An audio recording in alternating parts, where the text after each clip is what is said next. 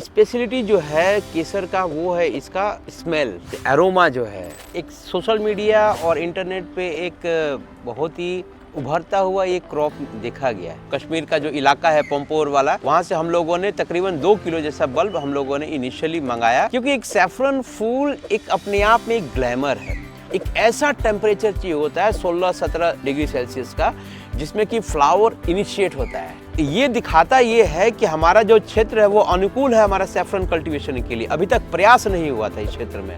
Average size जो होना चाहिए केसर का बल्ब का, मिनिमम आपका 30 ग्राम का होना चाहिए। 10 ग्राम से तो ऊपर का होना चाहिए। 10 ग्राम का अगर नीचे का फ्लावर बल्ब है तो वो फ्लावर नहीं होता है।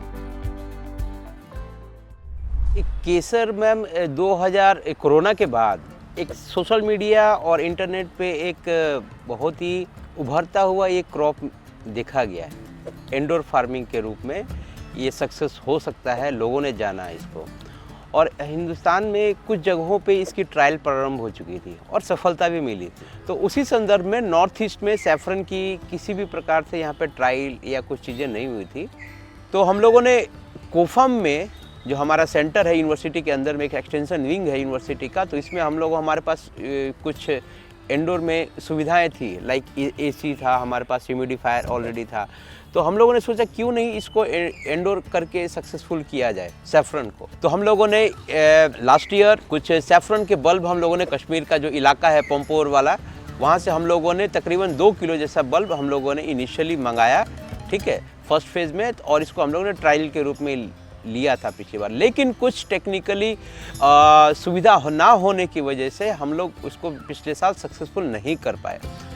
हालांकि इस बार हम लोगों ने ठीक टाइम पे सीड भी मंगा लिया था और ठीक टाइम पे हमारे पास जो भी चीज़ चाहिए होता है हम लोगों ने पूरा उसका पहले डाटा तैयार किया कि इंडोर में हमें क्या क्या सुविधाएं चाहिए। जैसे मान लीजिए हमें टेम्परेचर, हमें शुरुआती दौर में जैसे हम लोग बल्ब को मंगाते हैं कश्मीर से, तो हम लोग को सीड को जर्मिनेट करने के लिए हमें 26 तक का टेम्परेचर चाहिए होता है।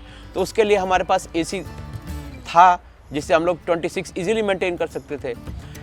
लेकिन जैसे जैसे ये स्प्राउट चालू होता है, स्पाइक आता है इसका सैफरन का, तब हमें इसको फ्लावर को इनिशिएट करने के लिए हमें उसमें चिलिंग आवर चाहिए होता है। एक ऐसा टेम्परेचर चाहिए होता है 16-17 डिग्री सेल्सियस का, जिसमें कि फ्लावर इनिशिएट होता है, ठीक है, बर्ड्स आते हैं, फ्लावर बर्ड्स।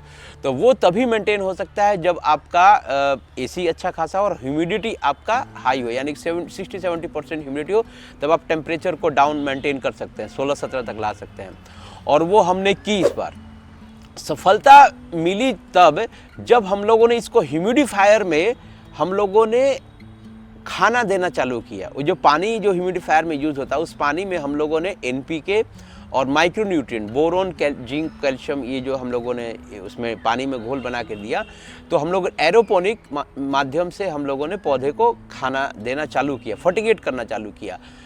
और ह्यूमिडिटी आपकी तकरीबन 17-18 हम लोगों ने एसी को अल्टरनेट करके चलाया। ये हम लोगों ने इम्प्रोवाइज तरीका अपनाया। जनरली सैफरन जो होता है उसके लिए आपको चिलर की ज़रूरत पड़ती है, तो चिलर हमारे पास सुविधा था नहीं, जी हम लोग वंचित थे पहले भी। और लेकिन इस बार था कि हम लोगों ने चलो करना कैसे भी, इम्प्रोवाइज टेक्नोलॉजी लगा के भी कुछ हम लोगों को सक्सेसफुल बनाना है। तो ह्यूमिडिफायर और एसी, इन दोनों से हम लोगों ने टेम्परेचर और ह्यूमिडिटी को कंट्रोल्ड किया। और फिर आपका जो खाना जो है उसको हमने ह्यूमिडिफायर के माध्यम से ही दिया। और लाइटिंग के लिए, जबकि केसर को आपको मालूम बहुत ज़्यादा हाई इंटेंसिटी ऑफ सनलाइट नहीं चाहिए होता है, एक मध्यम सनलाइट की ज़रूरत होती है और 6 से 8 घंटे की। तो वो हम लोगों ने जो हमारा जो फुल स्पेक्ट्रम जो फोटोसिंथेटिक जो LED बल्ब है, ग्रो लाइट, तो उसी की मदद से हम लोगों ने लाइटिंग की सुविधा की। हमारा एक सफलता हमारे पूरे उत्तर बंगाल वासियों के लिए, हमारे नॉर्थ ईस्ट के लिए एक बहुत बड़ा माइलस्टोन था।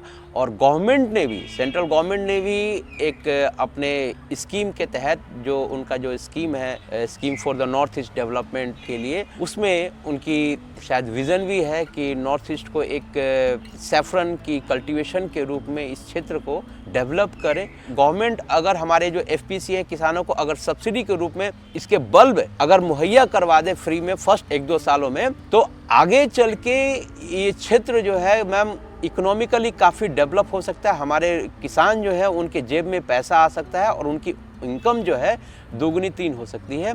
और यही एक छोटा सा प्रयास हमारे हो सकता आगे चल के, आज वो नहीं हो, 5 साल 10 साल बाद हो, इस क्षेत्र काफ़ी रिच सैफरन के दिशा में, सैफरन की खेती की में हम लोग एक नई गाथा, और इसको हम कहेंगे कि नया एक दौर हम लोग स्थापित करेंगे सैफरन की खेती में, जो कि एक अपने आप में एक सराहनीय पहल होगी। सैफरन के लिए जो भी अगर क्लाइमेटिक कंडीशन चाहिए, यानी कि कश्मीर वाला बल्ब ठीक हो एकदम वैसा ही कॉपी करके हम लोगों ने क्लाइमेट ला दिया तो सफलता मिली, दैट मीन्स कि मैंने मैच खा रहा है, नहीं तो मैम फ्लावर ब्लूम ही नहीं होता, पहली बात, ठीक है। और ये तो हो गया इंडोर का। और बाहर में भी कालिंपोंग के एकदम ओपन फील्ड में और कर्शियांग में भी एकदम ओपन फील्ड में, कोई टेक्निकल इंटरवेंशन नहीं, कोई भी आर्टिफिशियल क्लाइमेट नहीं, ठीक ओपन फील्ड में ये फ्लावर ब्लूम हुए हैं। उन दोनों का पिक्चर हमारे पास है, मैं आपको दे दूंगा। तो ये दिखाता ये है कि हमारा जो क्षेत्र है वो अनुकूल है हमारा सैफरन कल्टीवेशन के लिए। अभी तक प्रयास नहीं हुआ था इस क्षेत्र में, ये प्रयास हुआ है, आज सफलता मिली है। यानी कि, और रही बात क्वालिटी की, कि क्या हमारा जो क्वालिटी है वो कश्मीर की क्वालिटी की तुलना में कहीं कम ये तो नहीं होगा।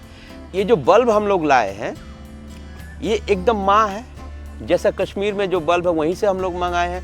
तो यानी कि जीन और डीएनए और बाकी जो इसमें बायोकेमिकल प्रॉपर्टी वो सेम ही है, इसमें तो कोई अंतर नहीं। ये तो है नहीं कि हम लोग ईरान से मंगाया है बल्ब। तो क्वालिटी में कोई अंतर नहीं होनी चाहिए, क्योंकि पैरामीटर ऑलमोस्ट मिलता जुलता है, माँ सेम है। यानी कि उसका जो केमिकल जो कैरेक्टरिस्टिक्स आएगा फ्लावर में वो हूबहू एकदम वैसा ही आपको मिलेगा, उसमें कोई भी डिफरेंट आपको नज़र नहीं आएगा। फिर भी जो शेरे कश्मीर यूनिवर्सिटी है वहाँ पे ये सुविधा है। हमारे जो सैफरन जो इस बार स्टिग्मा जो हमें मिला है केसर, उसको हम लोग ज़रूर लैब में इसको रिसर्च करवाएंगे। जो भी NABAI एग्रेडेड लैब है अभी इंडिया में, भारत में प्रेजेंट, वहाँ पे हम लोग इसको सर्टिफाई करवा के उसके अंदर जो प्रॉपर्टीज़ है उसके में उसमें परसेंटेज वगैरह जो देखा जाता है, सैफरनल देखा जाता है, ठीक है।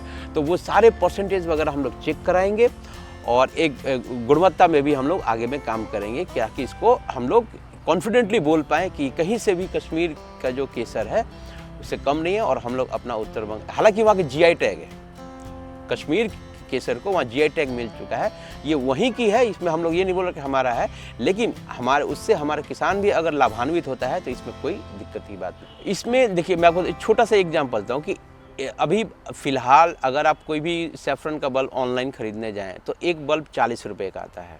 वही अगर आप 1 किलो ख़रीदने जाएँ तो हो सकता है आपको 2500 बल्ब, और एक किलो में आपको 70 से 80 बल्ब मिलता है।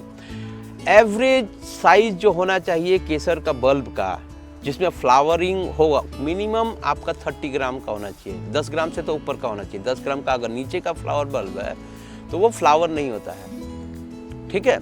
तो एवरेज साइज़ आपको 30 ग्राम का होना चाहिए तो जाके आपका फ्लावर होगा। तो 70 से 80 पीस आपका 1 किलो में आएगा और वो 2000 से 2500 रुपये में आता है। 10 बाय 12 के रूम में इंडोर सैफरन अगर आप करने के लिए तो उसमें आराम से आपको 10,000 बल्ब आ जाएगा। स्पेशलिटी जो है केसर का वो है इसका स्मेल, एरोमा जो है, जो हम लोग एरोमा देखते वो, और इसमें केसर का इस्तेमाल आजकल एरोमा के पर्पज़ से ही किया जाता है। हर एक जगह डिशेज़ में महंगी से महंगी डिशेज़ हो, धीरे धीरे इसकी जो उपयोगिता है वो काफ़ी बढ़ रही है पहले की अपेक्षा। जितना हमारा कश्मीर में प्रोडक्शन होता है उससे ज़्यादा डिमांड है, तो ये there is a huge gap between the demand and the supply. इसीलिए ये एरोपोनिक मेथड जो है अभी ट्रेंड में आया है। आज भारत के बहुत सारे मेट्रोपॉलिटन सिटीज़ में लोगों ने इंडोर में सैफरन स्टार्ट कर दिया है। जिस प्रकार से डिमांड है वैसे सप्लाई कश्मीर में नहीं हो पा रहा है, इसीलिए जितने ज़्यादा लोग इस फील्ड से जुड़े सैफरन की खेती से इंडोर, तो कहीं से कहीं लॉस नहीं होगा, क्योंकि डिमांड बहुत है। और मैं तो ये बोलूँगा कि किसी को अगर ट्रेनिंग या प्रशिक्षण लेना तो यूनिवर्सिटी में आके अपने यहाँ से सीख सकता है, उसी को राउंड द ईयर इसको खेती किया जा सकता है।